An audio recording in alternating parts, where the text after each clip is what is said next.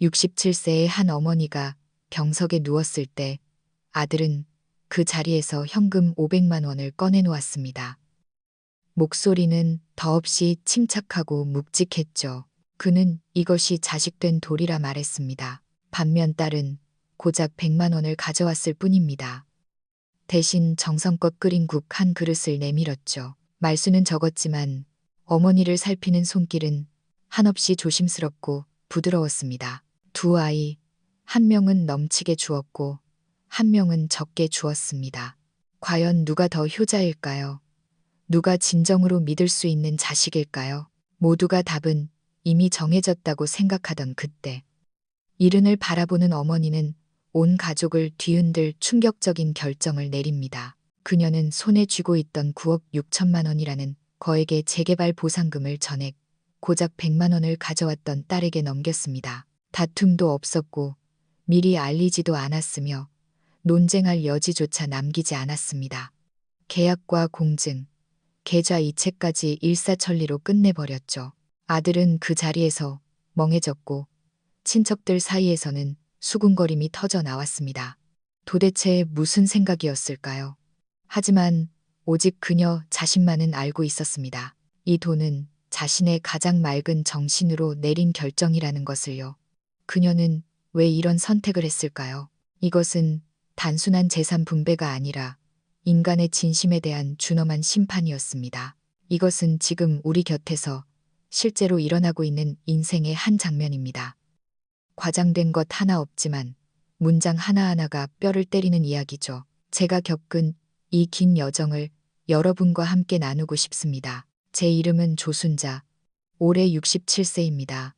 서울 강북구 수유동, 곧 재개발의 물결에 휩쓸려 사라질 오래된 단독주택에 살고 있었죠. 지은 지 50년도 넘은 이 집은 붉은 벽돌 담장에 물때가 가득 배어 있었습니다. 아래층 이웃은 소음을 막겠다고 기밀창까지 달았으면서도 제 집 발코니에서 물이 떨어진다며 매일같이 불평을 해댔죠. 저는 그저 허허 웃으며 대꾸하지 않았습니다. 늙으면 남들이 당신의 소리를 싫어하고 느린 걸음을 싫어하고 너무 오래 사는 것조차 방해라고 여기니까요. 어느 날 아침 저는 길고양이 울음소리에 잠에서 깨어났습니다. 언제부터인지 저희 집 대문 계단 밑에 자리 잡은 회백색 길고양이 한 마리가 제가 일어나는 소리만 들리면 야옹거리기 시작했죠. 배가 고플까봐 냉장고에서 남은 밥을 꺼내 데우고 통조림을 섞어 계단 가에 쪼그리고 앉아 먹이를 주었습니다. 날씨가 변하려는지 공기 중에는 눅눅하고 후끈한 습기가 끈적하게 달라붙어 있었습니다. 평소보다 몸 동작이 조금 느려진 것 같았죠. 방으로 돌아가려는데 갑자기 가슴을 무거운 무언가가 누르는 듯한 압박감이 느껴졌습니다.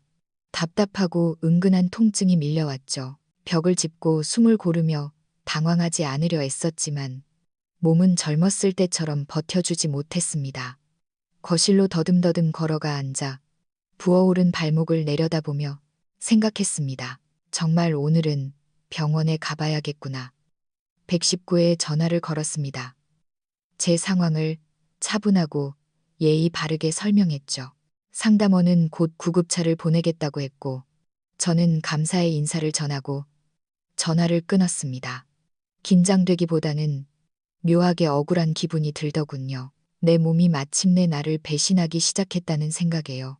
언젠가 이런 날이 올 줄은 알았지만 이렇게 고요한 새벽일 줄은 몰랐습니다. 벽에 기대어 휴대폰을 쥐고 있는데 화면에는 어젯밤 딸과 나눈 대화창이 띄워져 있었습니다. 며칠 전 끓였던 갈비 연근탕 사진을 보내줬더니 딸은 엄마, 보기만 해도 먹고 싶다라고 답장을 남겼었죠. 제가 시간 날 때 와서 가져가라고 하니 딸은 웃는 얼굴에 이모티콘을 보냈습니다. 휴대폰을 가방에 넣으려던 찰나 눈앞이 캄캄해지며 그대로 바닥으로 쓰러졌습니다. 희미해지는 의식 속에서 오래된 벽에 걸린 빛바랜 사진 한 장이 보였습니다. 교복을 입은 어린 민준이와 지수가 남편과 제 곁에 서서 천진난만하게 웃고 있는 모습이었죠. 그 미소를 본 지가 참 오래되었다는 생각이 들었습니다.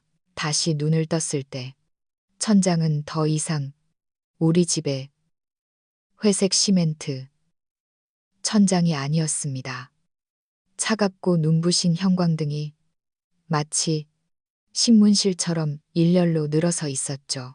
귀가에는 바퀴 구르는 소리, 간호사의 신발 소리, 그리고 옆 침대에서 누군가 흐느끼는 소리가 들렸습니다.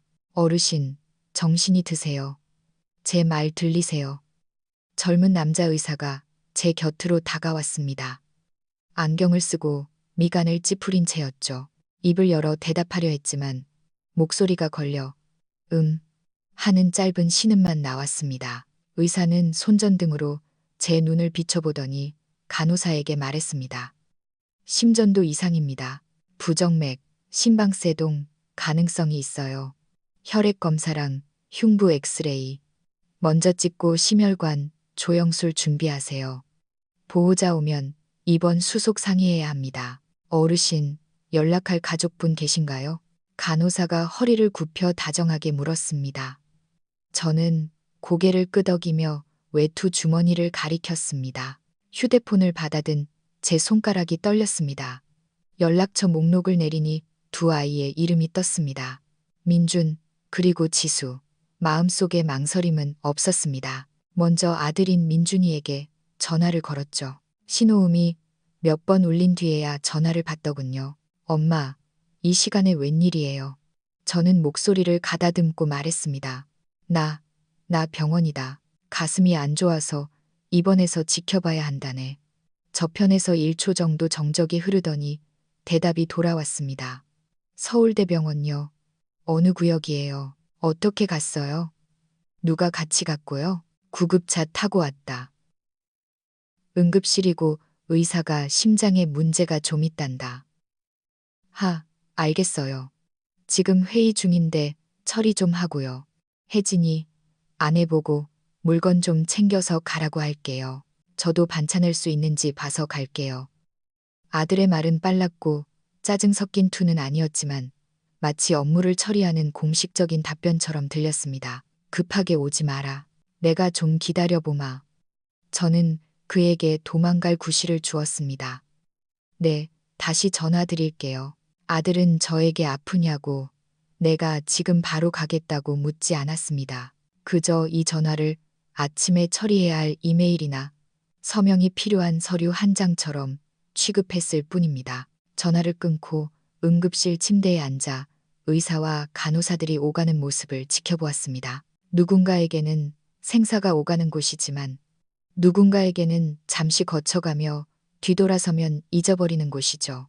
저는 다시 화면을 켜서 다른 이름을 눌렀습니다. 딸 지수의 이름을 누르자마자 거의 즉시 전화를 받더군요. 엄마, 왜 그래요? 당황한 기색이 역력한 목소리가 튀어나왔습니다. 평소에는 그렇게 직설적으로 말하지 않는 아이인데 오늘은 걱정을 숨기지 못하고 다급해 보였죠. 병원이다. 가슴이 답답해서 구급차 타고 왔어. 의사가 심장이 좀 안 좋다고 지켜보자네. 별거 아니니 긴장하지 말고. 제 말이 끝나기도 전에 딸이 물었습니다. 어느 병원이에요? 어느 과요? 건강보험 카드랑 입원 수속은요? 서울대병원 응급실이다. 카드는 가방에 있고 간호사가 접수 도와줬다. 저편에서 신발을 신거나 물건을 뒤적이는 소리가 들리더니 딸이 말했습니다. 금방 갈게요. 엄마, 외투 챙겼어요? 경실 추우니까 덮을 거 챙겨야 하는데. 아니다, 내가 다 가져갈게요. 회사 안 가도 되니? 나 간호사들 있으니 괜찮아. 오늘 당직 업무라 행정직한테 부탁하고 먼저 나갈 수 있어요. 정리하고 바로 갈게요. 다급하게 말하는 딸의 목소리를 들으니 가슴을 짓누르던 묵직한 돌덩이가 조금 가벼워지는 기분이었습니다. 대단한 일은 아니었지만 내가 갈게요라는 그 목소리가 마치 수액처럼 제 심장으로 스며들었죠. 그래, 서두르지 말고 조심히 와라. 딸은 지하철 탈 거예요. 오토바이는 위험해서 안 타요라고 말대꾸까지 하더군요. 저는 소리 내지 않고 웃었습니다. 지수를 기다리며 천장을 바라보았습니다. 주변에는 자식과 함께 있는 사람, 배우자와 있는 사람, 사흘 동안 아무도 찾아오지 않는 사람들이 섞여 있었습니다. 제 마음속에는 문득 든든함이 피어올랐습니다. 응급실 관찰구역으로 옮겨진 저는 커튼 하나 사이로 들려오는 세상의 소리들을 들었습니다. 옆 침대 할머니의 웅얼거림과 며느리의 전화 소리, 그리고 고통스럽게 가래를 뱉어내는 남편을 지극정성으로 돌보는 아내의 모습. 문득 30년 전 간경화로 혼수 상태였던 남편 곁을 밤새 지키던 제 모습이 떠올랐습니다. 아이들이 어렵기에 울지도 못하고 남편의 숨소리에만 집중하던 그 밤 말이죠. 이제 그 자리에 누워있는 것은 저 자신이었습니다. 수액 바늘이 꽂힌 제 팔을 내려다보았습니다. 손끝이 차가웠죠. 휴대폰은 조용히 눈을 감은 작은 동물처럼 침대 옆 테이블에 놓여 있었습니다. 물이 마시고 싶었지만 누구를 부르고 싶지는 않았습니다. 남에게 짐이 되는 것이 싫었으니까요. 눈을 감고 시간을 세었습니다. 민준이는 반차를 낼 수 있을지 모르겠다고 했고, 지수는 지하철로 오고 있다고 했습니다. 기대하지도 서두르지도 않고 그저 누가 먼저 들어올지 지켜보았습니다. 의사가 보호자 서명이 필요하다고 했습니다. 간호사가 넌지시 물었죠. 어르신, 아드님 오셨나요? 저는 웃으며 대답했습니다. 바쁜가 봐요. 조금 더 기다려보죠. 그때 커튼 밖에서 숨가쁜 발걸음 소리와 함께 낯익은 목소리가 들렸습니다. 죄송합니다. 제가 딸입니다. 서명 어디에 하면 될까요? 제 눈시울이 조금 붉어졌지만 울지는 않았습니다. 누가 먼저 왔느냐가 아니라 누가 처음부터 끝까지 올 사람인지 깨달은 순간이었으니까요. 눈을 감은 지 10분도 안 되어 지수가 저를 깨웠습니다. 베이지색 트렌치 코트를 입고 머리를 단정하게 묶었지만 이마에는 땀방울이 맺혀 있었죠. 오른손에는 도시락 가방을, 왼손에는 남색 겉옷을 들고 있었습니다. 왜 이렇게 빨리 왔니? 제 물음에 딸은 짐을 정리하며 대답했습니다. 학교 갈등 조정회의가 있었는데 주임님께 부탁하고 바로 나왔어요. 버스가 너무 막혀서 그냥 걸어왔더니 더 빠르네요. 딸이 보온병에서 삼계탕을 꺼냈습니다. 비싼 재료는 아니었지만 생강과 대추 향이 병실에 퍼지자 코끝이 찡해졌습니다. 아침에 끓인 건데 병원밥 입에 안 맞을까봐 가져왔어요. 따뜻한 국물을 한 모금 마시니 가슴에 불안함이 녹아내렸습니다. 아빠가 안 좋을 때 엄마가 매일 끓여주던 그 냄비에 끓였어요. 그게 제일 맛이 잘 우러나는 것 같아서요.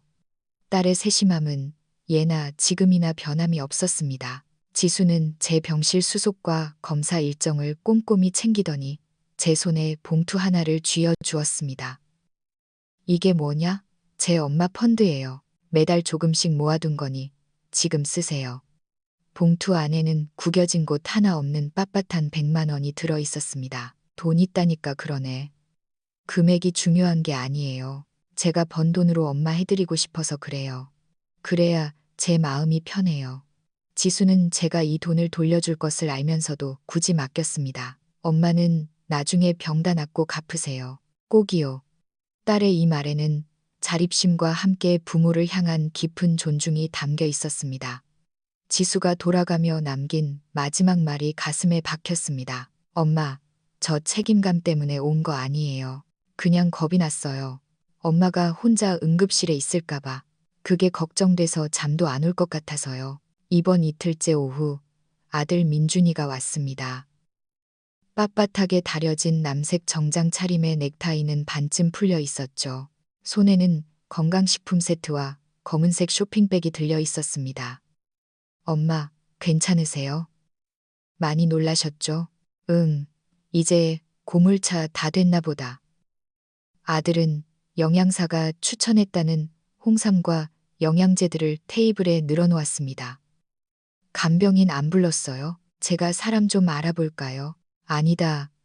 며칠 지켜보면 된다는데 사람까지 쓸 거 있니?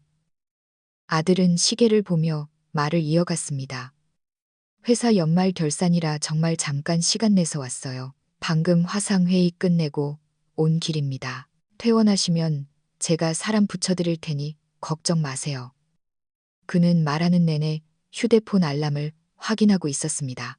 그러더니 지갑에서 현금 500만 원을 꺼내 침대 옆 서랍에 넣었습니다. 이거 일단 쓰세요. 부족하면 말씀하시고요. 1인실 쓰시고 자비 부담금도 이걸로 내세요. 그의 말투는 마치 회사 예산을 배정하는 것처럼 자연스러웠습니다. 고맙다. 제 목소리 또한 담담했습니다. 그 돈을 보며 큰 감동은 없었습니다. 고맙지 않은 건 아니었지만 그 돈에는 시간과 마음이 없었으니까요. 그것은 메시지 없는 카드와 같았습니다. 민준이는 곧 신축 아파트 계약건으로 이동해야 한다며 서둘러 일어났습니다. 가기 직전 그는 중요한 용건인 듯 물었습니다. 참, 엄마, 그 수유동 집 재개발 공고 떴다면서요. 조건은 좀 알아보셨어요? 저는 잠시 멈칫하다가 아직 협의 중이다라고만 답했습니다. 아들은 신중하게 평가하라며 자기가 자료를 검토해 주겠다고 말하고는 세련된 걸음걸이로 병실을 나갔습니다. 퇴원 후 집으로 돌아오자마자 구청에서 연락이 왔습니다. 수유동 제 집이 우선 철거 구역으로 지정되었다며 보상 설명회에 참석하라는 내용이었죠. 보상금은 아파트 입주권과 현금을 합쳐 약 9억 6천만 원 규모였습니다. 설명회장에는 다른 노인들이 자식이나 며느리의 손을 잡고 와서 자료를 뒤적이고 있었지만 저는 혼자였습니다. 9억 6천만 원, 이 거액을 어떻게 해야 할까? 아들에게 줄까? 딸에게 줄까? 아니면 나누어 줄까? 그날 밤 아들이 어떻게 알았는지 과일 상자를 들고 아내와 함께 찾아왔습니다. 평소에는 명절에나 얼굴을 비치던 아이들이었죠. 엄마, 재개발 보상금 얘기 들었어요. 아직 낡은 집에서 고생하지 마시고 저희랑 합쳐서 큰 아파트로 옮기는 건 어때요?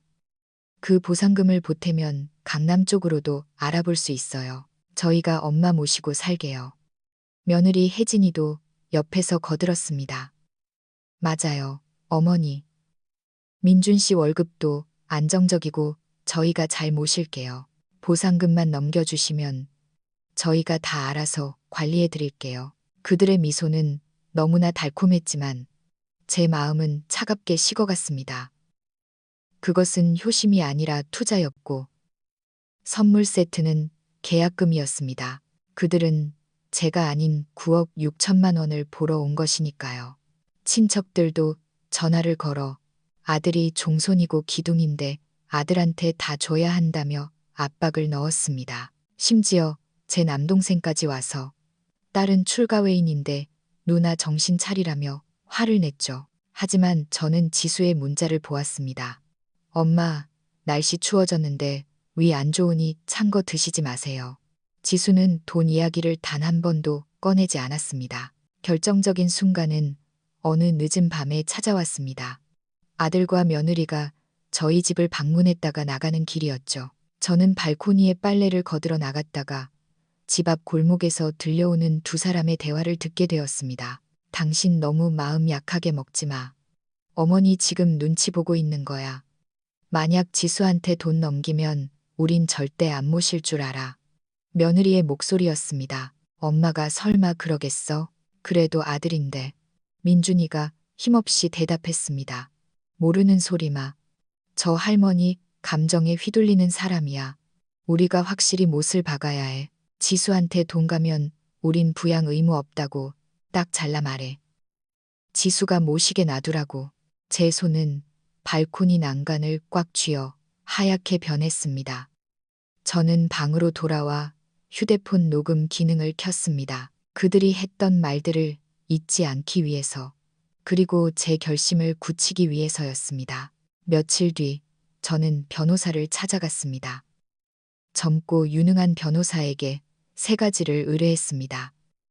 첫째, 재개발 보상금 전액을 딸 지수에게 증여할 것. 둘째, 정식 유언장을 작성할 것. 셋째, 20년 전 아들 민준이가 아파트를 살 때 빌려갔던 2억 원에 대해 채무 증명을 남길 것.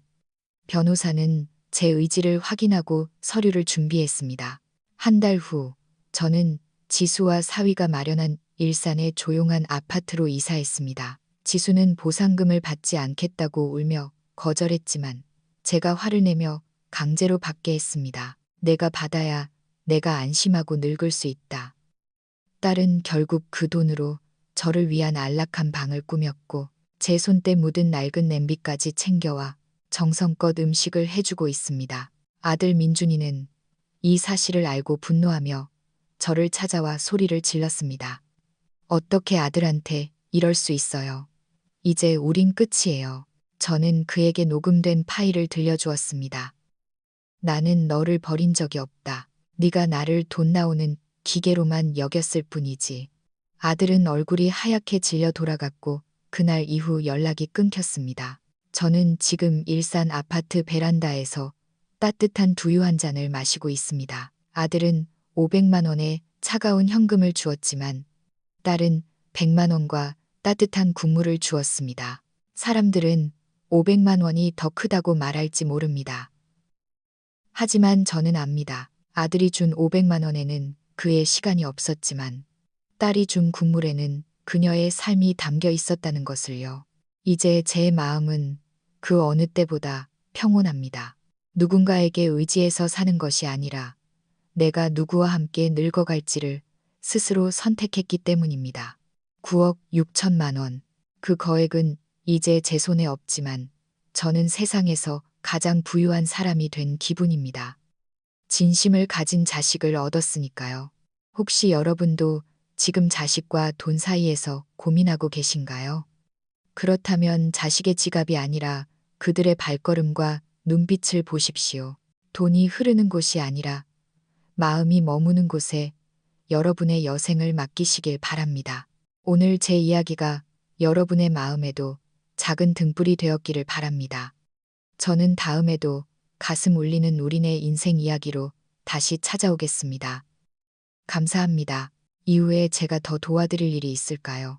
예를 들어 이 이야기의 주인공이 딸에게 쓴 편지 내용을 구성해 드린다거나 혹은 이와 비슷한 감동적인 다른 테마의 이야기를 더 들려드릴 수도 있습니다.